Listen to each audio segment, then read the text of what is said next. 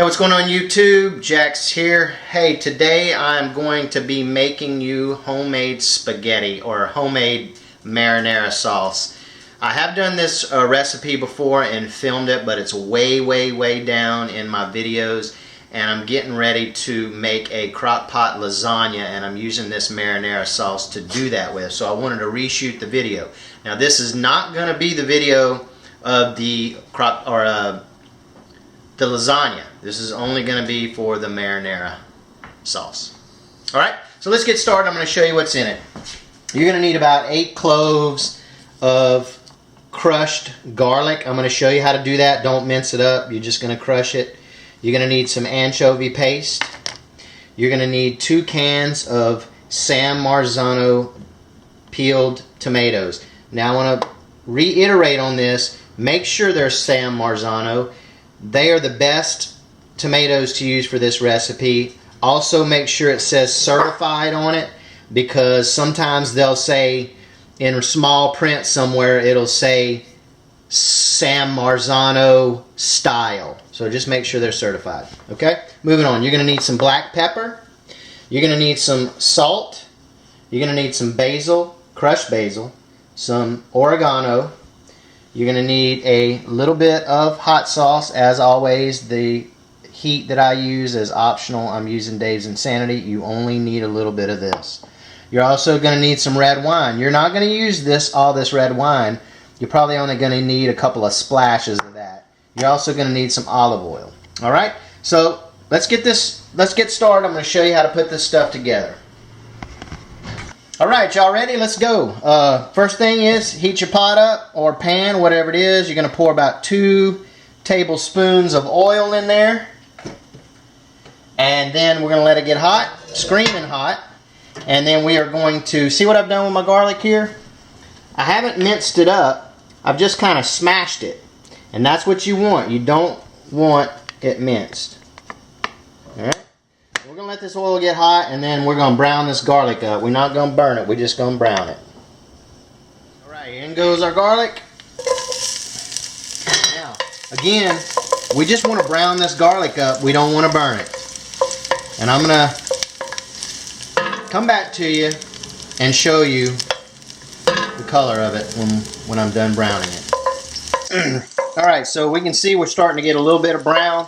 If you see something come up like this, that brown, it's okay, but you don't want all your garlic like that, so just move them off to the side or take them out. But you can see the rest of these, how brown they are. That's what we're looking for, okay? So once you're at this point, you're going to take your tomatoes, which I've already got the lids now. These are 28-ounce cans. I got these I'll buy these at Walmart. So what you want to do is turn your heat down a little bit. Add it all, the juice and all. Now, one thing about these San Marzano that you'll notice is when they're so dang fresh, they even give you the leaves. You can keep those in there or take them out. I prefer to take them out. Go ahead and add your other can.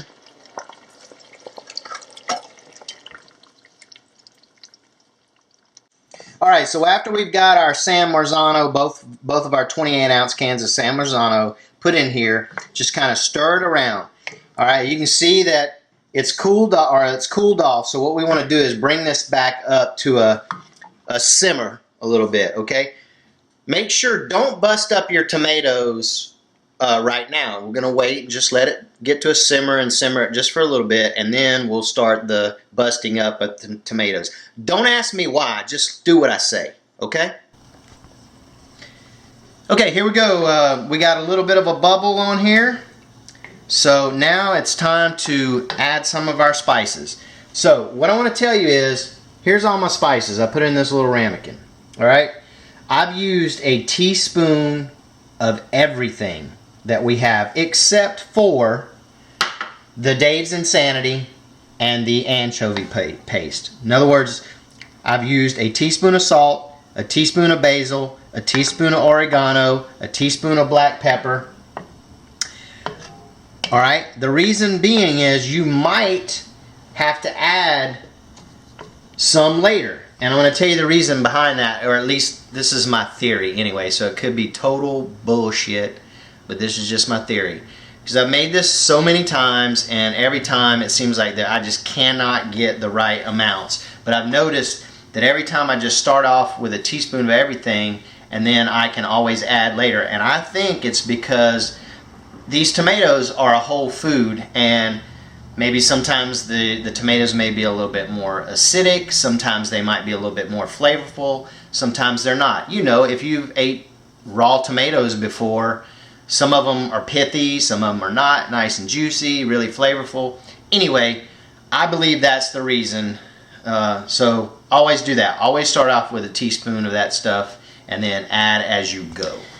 Alright, so now what we're going to do is, and I mean, I'm not really sure if this makes a difference. This is just what I always do.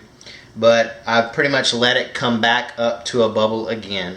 And I will add, which I didn't mention this to begin with, and I should have. But I use a little bit of red pepper flakes, only about a half a teaspoon. I go ahead and put that in now. Alright, and also I will add my anchovy paste. No. What I always do is I always use my finger when I do this. And I start right here and I just kind of squeeze this out. Alright, and my knuckle is right here. Now your knuckle is probably different. It doesn't take a lot of this. I'm going to say maybe this is about a half a teaspoon maybe. And I just throw that in there. And I know you're probably, a lot of people are turned off by that. Not it being on my finger, but about it being anchovy paste. And I can just tell you, if you've never had anchovy paste in your marinara sauce, you're missing out, because it gives it such a depth of flavor. I mean, it just changes the whole dynamics of this. So at least try it out. Don't taste the anchovy paste like from your finger or raw, because you're not going to like it at all. Okay, so that, I'm saying you can leave out the hot sauce of this recipe, but two things you don't leave out, and that's the wine and the anchovy paste. Alright, so I've been simmering this about 30 minutes, and I've been coming in and giving it a stir about every 5-10 minutes. And when I've came in here, what I've done is I've busted a few tomatoes up as I've been going along. I mean, you don't want to bust them all up at one time. Trust me. Just do it every time you come in and stir. You know, just bust up a couple of tomatoes. Alright? Anyway, moving on. So now what we're going to do is we're going to add the last two ingredients. Okay? I can tell you right now, in this, right here, in this, there is a half a cup of wine in here. I'm going to end up adding about half of this. So we're looking at a quarter of a cup of wine that we're adding in there. Okay, that's also going to give it a little bit of a depth of flavor. Trust me on this, people. You asked me what kind of red wine. I'm guessing you're probably thinking, well, what I used right then was obviously a red wine, and it was a Shiraz. You can use a Pinot Noir, you can use, I don't know, a Shiraz, you can use a Cabernet Sauvignon. I mean, the list goes on and on. It's just pretty much up to you. This is, I would say, not necessarily sweet, but not too dry, just somewhere in the middle. Okay? Not going to get into all the wine things. Okay, so now what we're going to do is the optional step of adding the Dave's Insanity. This is a thick hot sauce. It's not a Tabasco type vinegary. It does have a little bit in there. And I mean, when you add this, I mean, we're talking that much. I mean, just a drip. This is very hot. Okay? I just like to do it. It gives it a little bit of kick. Alright?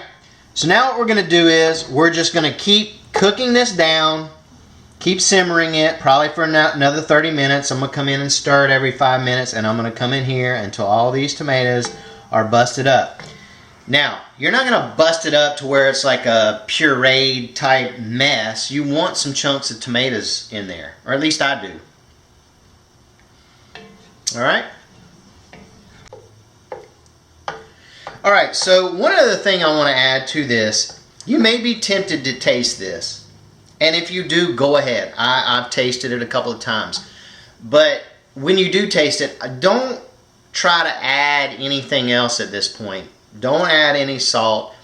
I mean, as this cooks, the flavors develop, and so you want to make sure that you add it when this sauce is finished cooking. It usually takes about an hour in total, so roughly about another 30 minutes. This should be pretty much done. Probably won't. It just depends on how thick you like it. I will end up adding a little bit more olive oil to this because I like it to get an orangey color.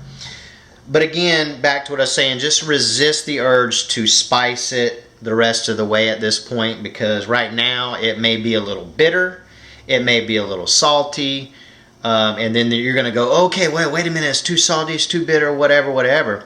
Just don't do it. Wait till the end. And if you get to the end, it's a little bit too salty, or if it's a little bit too bitter, you can always add a pinch of sugar or something in there and spice it up that way, or, you know, whatever it is you need to do to fix it. Alright, we've been going for about another 30 minutes. Now, you can see all of our stuff is pretty much busted up. There might be a few stragglers here, and we'll bust those up as we finish this off. Okay, so we're about done, but right now is the time that we're going to taste this for seasoning and whatnot.